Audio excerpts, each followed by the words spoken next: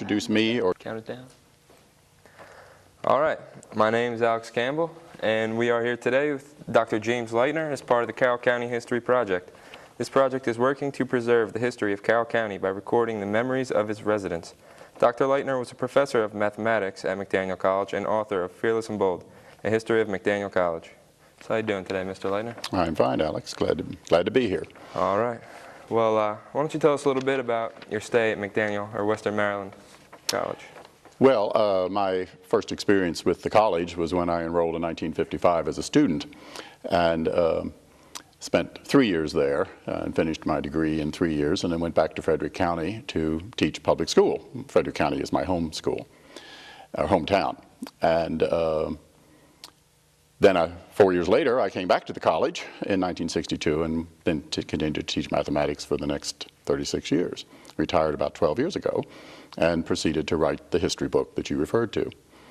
And maybe I'll refer to it a little bit as we go along. All right, hopefully. You said you're from Frederick County. Why don't you tell us a little bit about your childhood?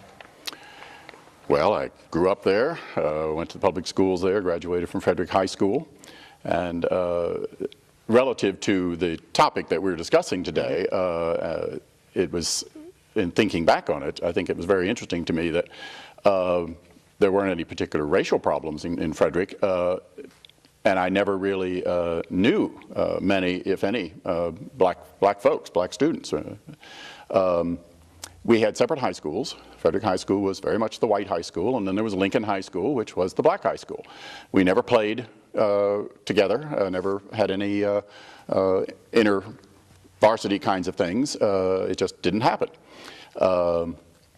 4 years later, when I went back to teach, actually only 3 years later, when I went back to teach in Frederick County, the schools were integrated, and I had black students in my classes. And that was the beginning of integration in Frederick County.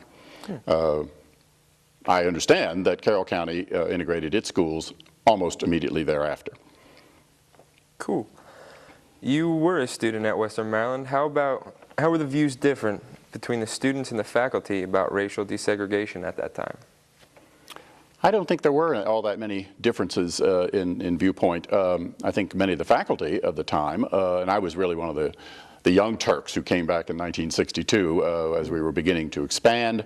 They were bringing in a number of younger faculty, and I was sort of the first of that wave who came in the 60s. But, and I went back to teach with those faculty whom I had classes with 3 years before, or 4 years before. So it was an interesting experience in its own right. But I never sensed that there was any particular feeling, a negative feeling toward the college being integrated. I think if anything it was the other way around. The faculty were pushing the administration, I think, to begin to integrate the college. And remember, this is 1962 and we are not yet integrated. Mm-hmm. But I think there were a number of faculty that were beginning to think that this was the thing to do, and we were behind the 8 ball even doing it even then. And we began to see changes almost immediately. We'll get talking a bit about it, I'm sure. Mm-hmm. With those changes, the school conducted a survey. Well, that actually goes back much earlier than the time we're talking about. Okay. I did a little bit of perusing of my book to find out the specific dates, but the first thing that I ever found out in my research, which related, history of the college, but it related to this topic, was in 1946, the student government dealt with the issue for the first time that I can find, when they surveyed the student body to ask whether the students would be in favor of inviting black students. We called them black in those days. The African American title has come much later. But inviting black students to come for conferences, not to integrate the campus in the sense of classes, but to come for conferences. And they did this survey, and I think 70-some% of the student body said yes, they thought that was fine, and they ought to be invited to come for conferences and eat in the dining room and that kind of thing, and perhaps even stay overnight in the men's dorm. I thought that was an interesting situation, but nevertheless, they were going to potentially be housed. The Board of Trustees read the report, read the survey, and so forth, and read one line in it that suggested that perhaps some students were not real thrilled about something, and said no. There was an overwhelming majority that said no. Mm-hmm. I felt that was, well, begging the question. That was not what that survey produced, but the trustees read it as that. Perhaps a word about the Board of Trustees. And this maintained until about 1970. The board was made up of about 1/3 Methodist ministers. And I think there's certain irony there that these ministers were a part of this board that was not going to vote to integrate the college. None of them is alive now, so they can't argue with me. They were long gone. But that was the situation. The board was not going to integrate the college, and regardless of what the faculty or the president or whatever would say. But it's interesting, that particular thing. And I thought you might be interested in the way they worded one statement,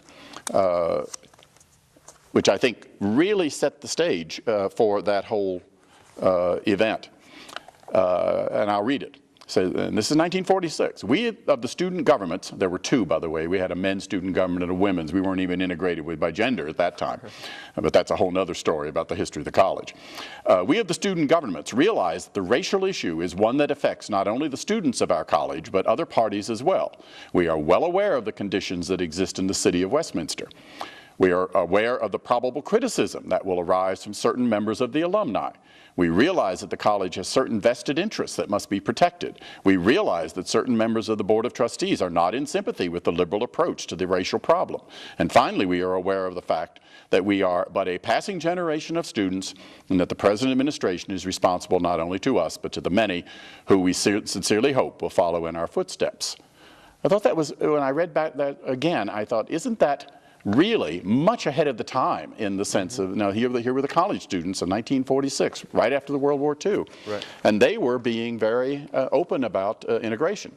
And it would take 15 more years before there would be any kind of change relative to that. But that's the first survey, and I thought that, it speaks to the fact that I think the students, and to almost the same degree the faculty, were probably much more liberal in their approach than the much more conservative trustees. Mm-hmm. All right. It's also believed that the Baltimore Colts played a part in integrating Westminster. Is there any truth to that? Oh, I think that's very definitely true. The Baltimore Colts came to the campus, I think the date is 1948 or 9, I could check it in the book, but it's late 40s, to practice. And they were there then for the next 19 years, until the infamous move out of Baltimore. We won't get into that, that's another story. But they practiced on the campus every summer, Johnny Unitas being one of the leaders as the quarterback and so forth. They lived on the campus in a much less protected time than our Baltimore Ravens are today. They live out in the motel and are all very protected. Mm-hmm. The Colts lived in the dormitories and sat on the steps and visited with the students and signed autographs and did all the good things that you would expect professional athletes to do. At any rate, in the evenings they wanted to go downtown to visit some of the well, bars, shall we say. And many of those were not integrated in the late 40s, early 50s. And so the way I get it, and I wasn't there then except you know, as a student a little later in the 50s, but the way I understand the story, they went down with their integrated team, which they were by that time, and if they were not allowed to go in a bar or a movies or something like that, then they all just got up and walked out. And these were the sort of icons in town for the summer, and the local folks wanted to rub shoulders with them and meet them and so forth. And the word got out fairly quickly that if they didn't allow the black players to come in with the white players, because they were all considered, they considered them brothers in a sense, that they weren't going to get any Colt business. And it didn't take too long for the downtown establishments to allow the integrated team to come there. And so basically the Colts integrated Westminster. That's quite true. And that was before the college was integrated. All right. You spent some time in further studies elsewhere before you made it back to Western Maryland as a professor. What had changed when you arrived back as a faculty member?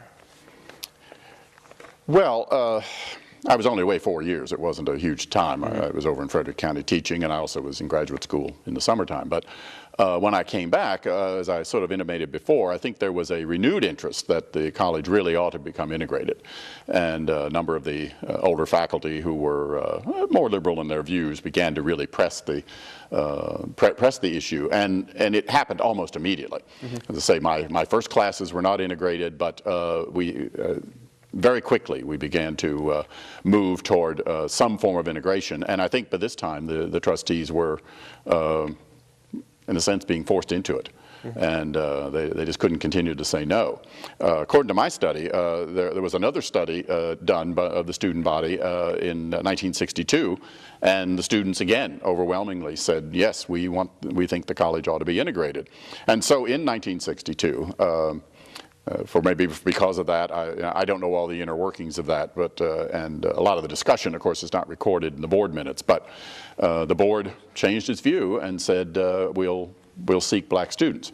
And in that year, in the fall of '62, there was, as I understand it, there was a planned admission of a student who had applied. And it didn't happen. It wasn't because, it certainly was not because he was black. It was, we wanted him. But the transition, I think there was something with credits that wasn't going to work right. And so he never came. He was going to live, I think he was actually going to live off campus, but he was going to take classes. But that never happened. I don't even know the name, although it may have been recorded someplace. But then by 1963, we admitted our first, if you will, black students, and one was from the Congo, and so it was not in the same category as the typical African-American student. The other was from Baltimore, and Charlie Sebron, and he very quickly fit into the situation, and indeed was elected class president. Everybody, I won't say everybody, but certainly I think the student body was pleased to see the beginnings of an integrated activity. However, he only stayed 1 year, and I don't know what happened there, whether he wasn't able to deal with it academically, I don't really know. But he only lasted 1 year. Then, 2 years later, in 1965, again with some concerted effort to bring some black faces onto the campus, we admitted two young men from Baltimore, Vic McTeer and Joe Smothers. And they came in as, in a sense, star athletes, which enabled them to fit into the student body even easier than perhaps anybody else would. And they went through to graduate in 4 years and became very active alumni as well. In fact, I think maybe you even met Mr. McTeer last week, but because he was back on campus. I think one of your questions also was how were they received when they were there, and I can't say that it was 100% welcoming on the part of some students, because some students were bigots, some students are still bigots, but I would say that the overwhelming majority were much more welcoming, and perhaps one aspect of all that was that they both gentlemen were invited to join fraternities at the end of their freshman year. And I understand that perhaps there was a little finagling on the part of some of the fraternities to make sure that they got themselves elected, or got them elected, but whatever happened, they were elected and they became part of the fraternity system for the next 3 years. And it seems to me that sometimes you had these bigots, if you will, want to deal with that, and you could just control them by just saying that's not appropriate and back off. And the rest of the fraternity pressure was sometimes very effective in that situation. But both of those gentlemen graduated, and they've been back on the campus a number of times. I think they could talk more eloquently about their experience than I, but they certainly were integrated into the community and were the beginning of our integration. And we've been at it ever since. Slowly, but we have been at it. All right. And then finally, in 1978, the faculty was desegregated at Western Maryland, and they had their first African-American professor. That's right. You mind talking Actually, about through the 70s, we were increasing the number of African American students on the campus slowly, but we were making an effort. There was a time, about 1975, I think, where there was a feeling that we weren't doing enough. And maybe I ought to speak a little bit about that, because I think there were many efforts made to do this within the constraints of not only the budget, but also the availability of potential faculty, because I think the black students were saying we would like to have more black faces in the faculty and administration, and the college made an effort to do that. They hired a black admissions director to really see what they could do for minority admissions. We hired an assistant registrar who was black, but we didn't have a faculty member, and the students were pressing for that, and we were making lots of efforts to find black faculty. The problem was that they just weren't available. The relatively few black faculty who were holding PhDs or about to get PhDs was very, very small. And of course, everybody was doing the same thing. We were not the only college in the world that wasn't integrated in its faculty. And so all the schools, Ivy League all the way down, were making efforts to hire. And they were obviously offering them some salaries that we couldn't begin to offer from a budget point of view. So it took a little while to do that. And it's not we weren't making efforts. It was just very tough to find black faculty who would fit into our college and our budget. But we were eventually able to lure Dr. Charles Neal, who came in 1978, and he stayed. He's still there, and has made quite a lovely life. And he's certainly not the only black face on our faculty now, but he championed the cause, so to speak, and joined us, and has fit in very well, I think, over the long haul. He's full professor of political science now, and has made lots of contributions to the campus over the years. All right, well, is there anything else you'd like to add about Western Maryland or McDaniel? Well, there were a couple of things I thought, as I was going through my book where I quote certain things, there are a couple of things that I thought would be interesting.